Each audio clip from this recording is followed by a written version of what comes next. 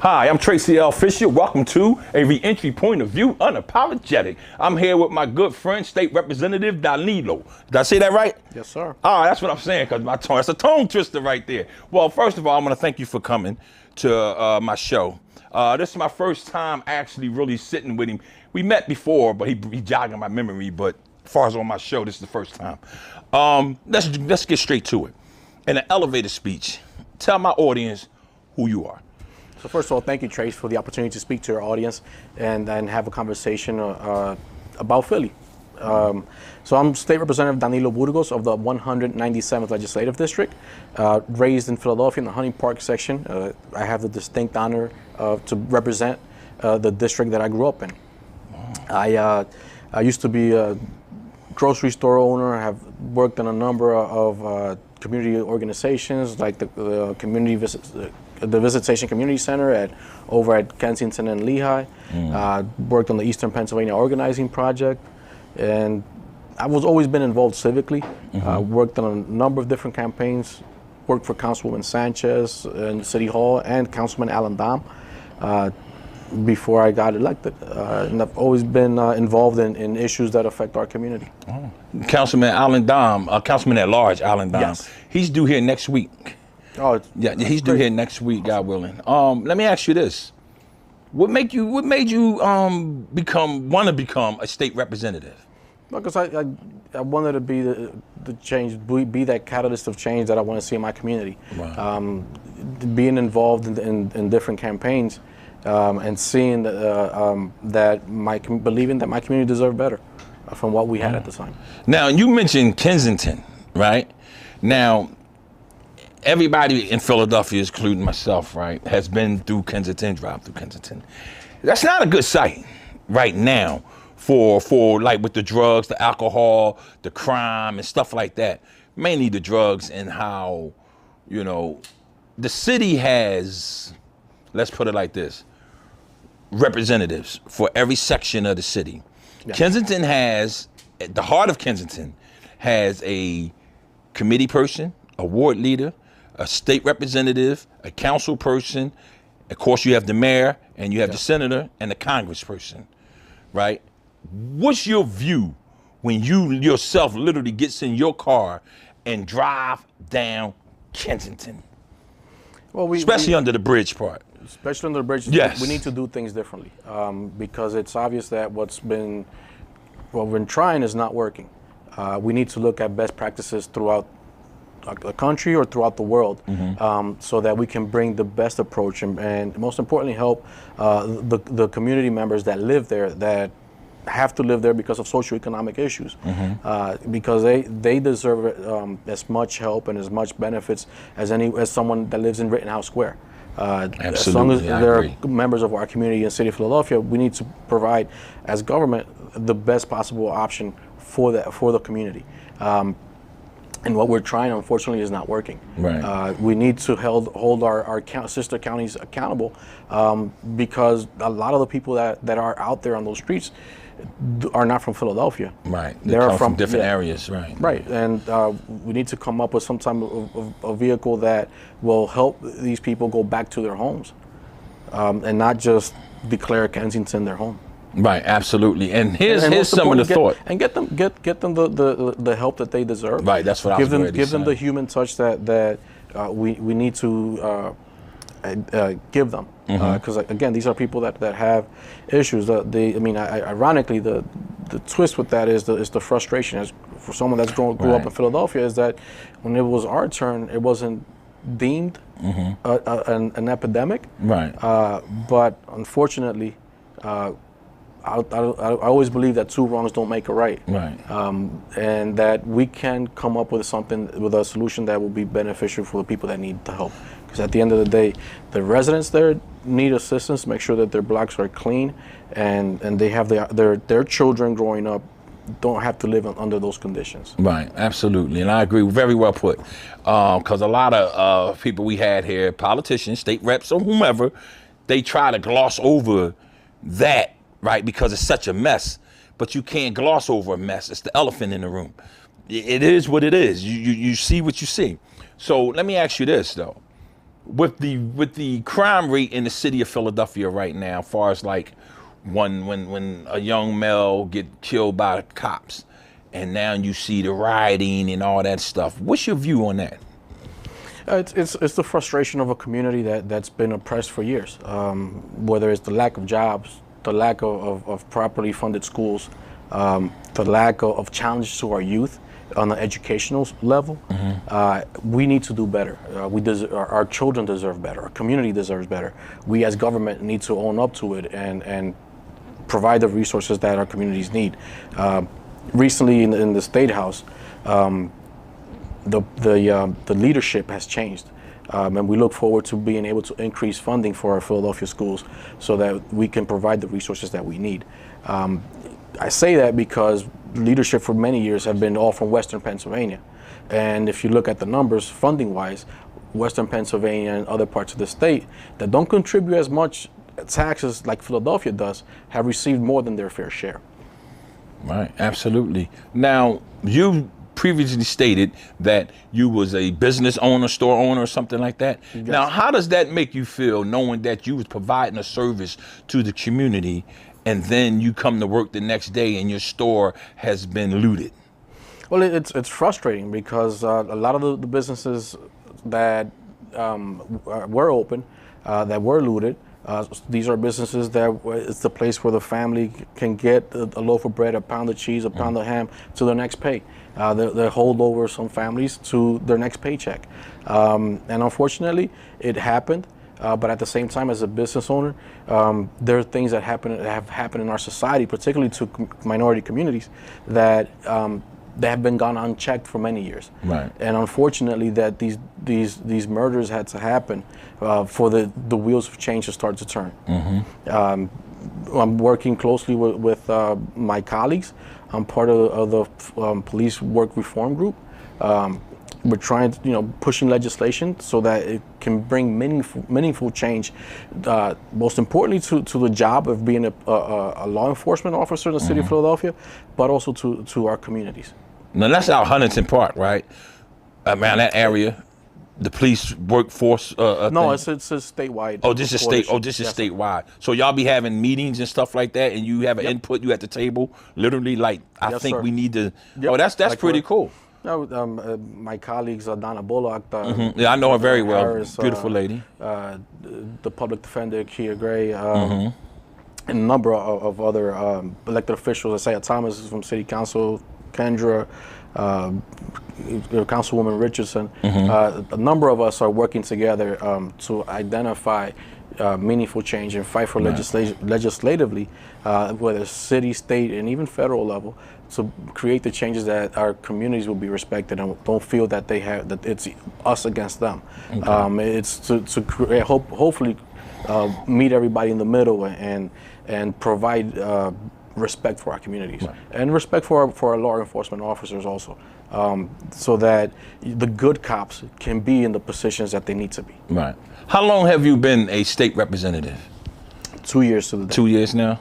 Now, let me ask you this, because I go up to Harrisburg quite often, and unannounced, you'll see, I'll go up there unannounced before the corona, right? And I'll stick my head in the door, state representatives, senators, whatever. Even if you're not there, it'll be a note. Tracey L. Fisher stopped by.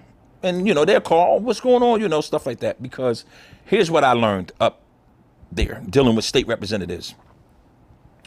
The majority of the individuals from the city of Philadelphia does not know how y'all truly get treated up there. And the only reason I know this is because I was invited up there to an event, and the person that invited me was State Representative Joanne McClinton, which very good friend of mine, and now I'm very proud of her. She's the head of Black Caucus or whatever, right? She's head of the Democratic whatever, right? Delegate. Beautiful though. Okay, fine. It's just a title, but get the work done, and I respect the title. Okay. Anyway, she invited me up there, and I'm on the floor, so you can't take pictures or none of that. And we standing there, and I'm watching her give this passionate speech because she's very articulate, And she's giving this passionate speech about what is needed in her community, especially the urban community, and the lack of attention that's coming down there that's not coming. While she was giving this speech, her constituents, everybody in the room, literally, even the black ones, turned their backs and started talking to each other while she was giving her speech about what was needed in her district. Well, hold it. I couldn't believe it. And when she finished, she said, in conclusion, they all turned around. And she finished her speech and they applauded, but none of them can tell you exactly what she said. And I saw that happen 2 more times with different other people. And I don't like the way they treat y'all up there. And I mean, I'm very voiceful about that. I talk to the Republicans, Democrats, it don't matter. I don't like it. But what I don't see is y'all speaking out. Like, hold up, wait a minute. If we're gonna have, you have the majority and you have the minority, right? The minority, right, is people of color, and the majority is white. The majority make their decision in the hallways about what's going to take place on the floor. So the majority allow the minority to have a say, but the majority has their way. That's the equivalence of me buying you a brand new Cadillac and every day you wiping it down and somebody come out and say, hey, state rep, why you never go nowhere with that car? You just wipe it down every day and you pop the engine, the hood, and ain't no engine. Well, what I can say is that right now we have a Democratic leadership that is representative of the state of Pennsylvania. Okay. Meaning that for the first time in a long time, the leadership of the Democratic Party represents the state in a sense of geographically. Right. And also, most importantly, ethnically wise. We have Representative McClinton, who's now going to be the minority leader. Representative Harris is the minority whip. And these are conversations that are going to change, that we're going to continue to have in Harrisburg, because for the first time in a while, you have a Philadelphia delegation, speaking from my part of the state, that we speak to each other almost on a daily basis, all 23 of us. And when you have cohesiveness, we'll be able to have more show for our communities collectively. Not just the northeast part of the state or the city, the northwest is. We have a common goal, and that's to make Philadelphia better. Whether it's South Philadelphia or the 197th, which I probably represent, we don't see it as we're in competition with one another, but we are part of something larger. Right. And that's how our work is starting to show by bringing more people from Philadelphia to be in leadership that we did not have before. But you understand my concerns. Oh, absolutely. I mean, you understand. I mean, look, we're coming from, it's particularly these last 4 years with the rhetoric coming out of the White House have been damaging to relations. Have a certain group of us believe they're better than the others, and they've always, for obvious reasons, the last 4 years they were able to show that card very proudly. Absolutely. But now I worked diligently to make sure that Biden got elected. And now it's about being American and making America accountable to our communities, so that we can hopefully start. Our community can believe that we are part, that we can believe in the American dream, that we are part of the American dream. But we need to work at it also. We cannot just expect things to be given to us, because it's historically, let's look at what's going on through the pandemic. The community that's been working in the services industry is my community. There's a reason why we have the largest number of COVID infected people in Philadelphia, is because our people are out there, my community is out there working in the service industry, working in the hospitals, working in places that you're most vulnerable. Just today, we started a COVID testing site in front of my office, thanks to Philly fighting COVID. Where's your office at? 635 West Erie Avenue. Okay. They'll be open from 9 to 1 p.m. It's a shameless plug. No, it's Monday, not. It's needed. Monday, Wednesdays, and Fridays, they'll be there from 9 to 1, giving out free COVID testing. And that's me getting up and identifying possibilities and opportunities, bringing them back to my district. I started a decent partnership with Harrisburg University. Harrisburg University has one of the most important programs for children in urban communities that are getting ready to go into college.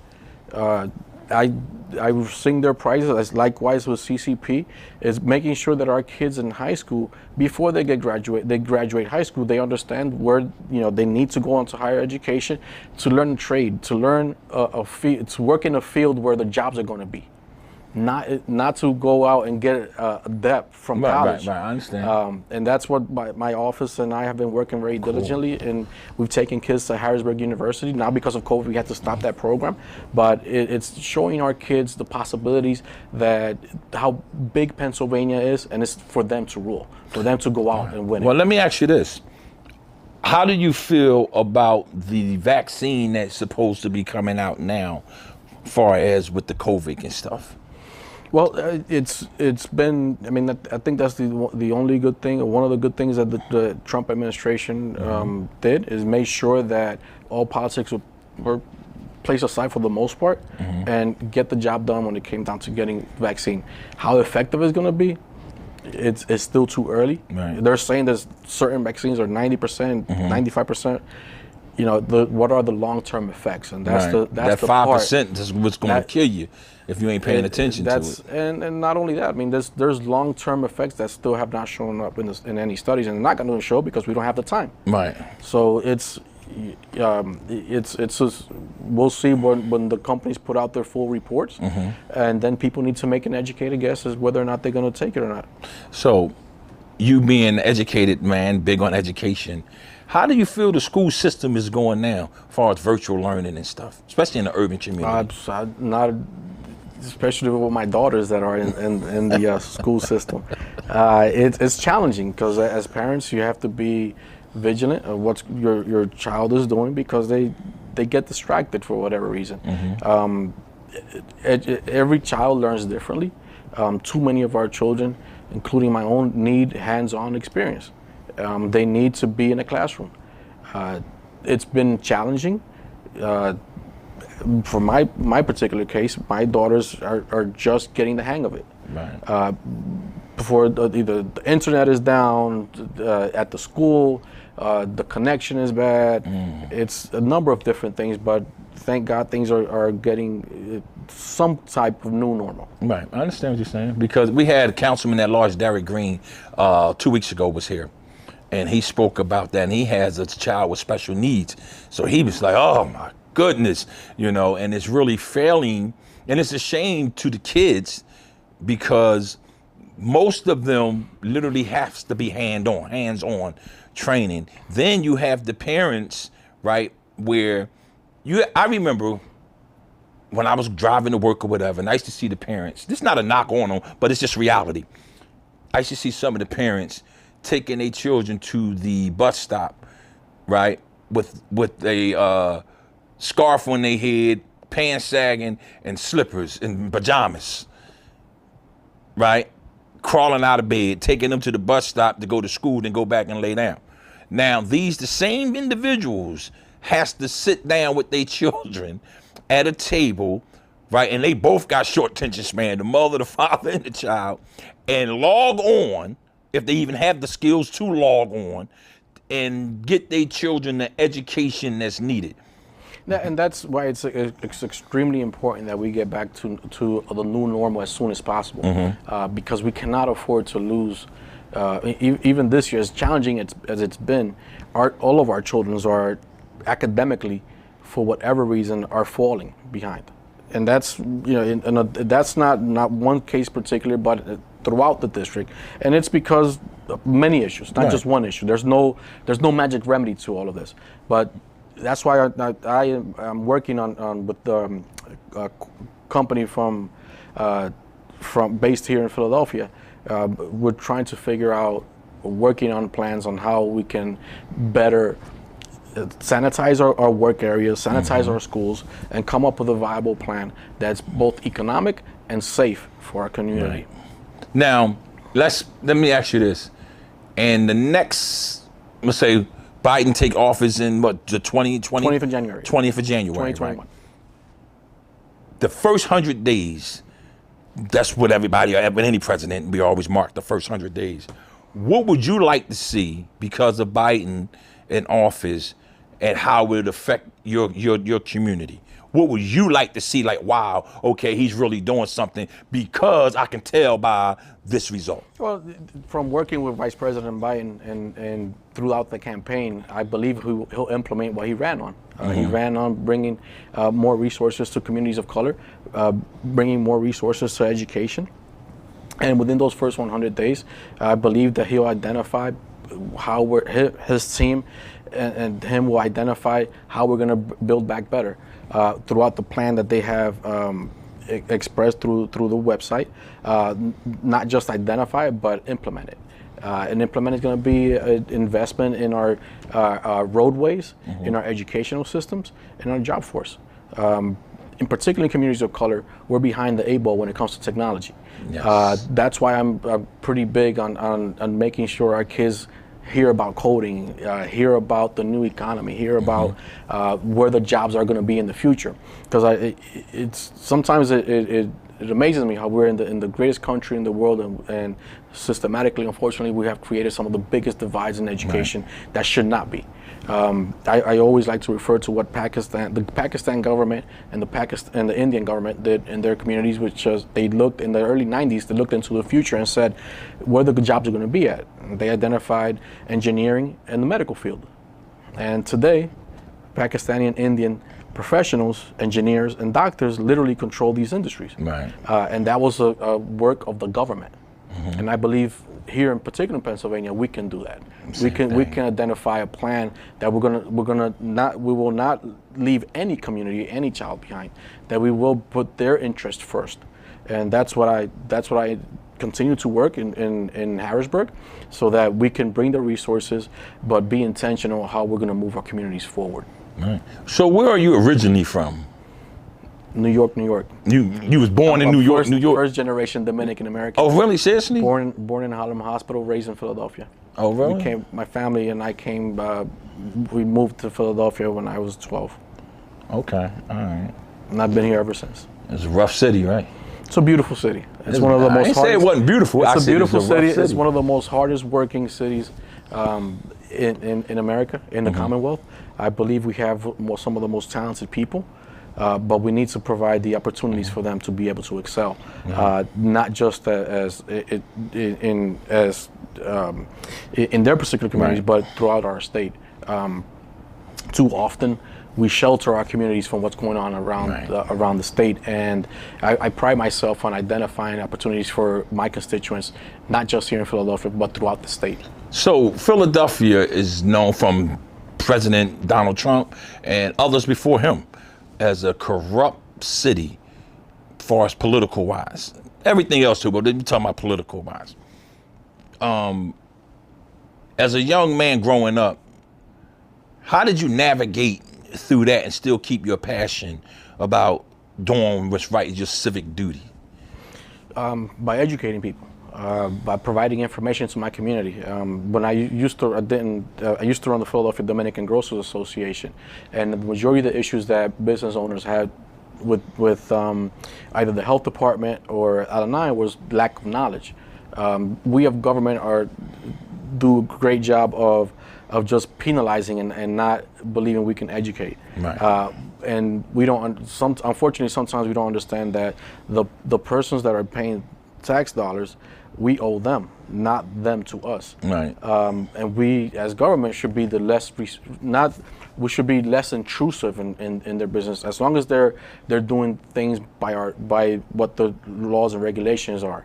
That we need to provide a healthy environment so that businesses can grow and continue to pay their dues to their communities through their taxes and contributions. I mean, through this pandemic, we've seen a number of different businesses step up to the plate, not looking for a tax break, but just giving back to the communities. Perfect examples of Giordano Group. This past Thanksgiving season, they gave out, I believe, like over 5,000 turkeys throughout Philadelphia. I'm sure there were other, and Acme was also a part of it. The Brown family, Jeff has done a magnificent job, and that's just the private sector. It's not with government funding or Right, I understand. you know, it's how we make our businesses feel that we want them to stay in Philadelphia and be successful. Right. Because our small mom and pop business are what keeps it down in a lot of our neighborhoods. Now, it's hard to promote Philadelphia when in the last 4 years, Philadelphia has become #1 in poverty, #1 in what was it? Taxing our senior citizens, right? And #2 now in crime, right? And it's hard to convince other entities to come to Philadelphia and see the beautiful side of it, right? Now, you as a politician and as a business person and as a family man, how do you see that? How do you see us getting out of that mess? Let's just deal with this one, being #1 in poverty. Well, we need to be #1 in education if we're going to turn around. Every study out there tell you that you need to have a good educational platform. We need to be able to provide affordable housing for our communities, because right now our communities are being priced out. Absolutely. Gentrification, everything coming. Gentrification is happening, and it's not just gentrification of the skin; it's economic gentrification. Whereas the people that have the good jobs are the ones that are coming in and overpricing our community, paying more than what our property, elevating our property values, which it's a good thing for the coffers of the city, but it's not a good thing for the community. Right. Because that's when the people have to move out. But we need to improve our educational system, starting in elementary level, all the way through high school, and ensure that we're getting our kids ready for the jobs that we're going to have in the future. So on that note, tell my audience how they can reach you, help you if need be, or like your website and office and stuff like that. Absolutely. You can reach me through social media at Danilo Burgos on Instagram, Facebook, and Twitter. Our office is located at 635 West Erie Avenue. Our phone number is 215-223-1893. And we're open. We were the first office open during the pandemic, thanks to my staff and the dedication that they have for our community. And we look forward to continue to serve you. Wow, and there you have it. I'm Tracey L. Fisher, every entry point of view, unapologetic. Thank you, Tracy. Thank you.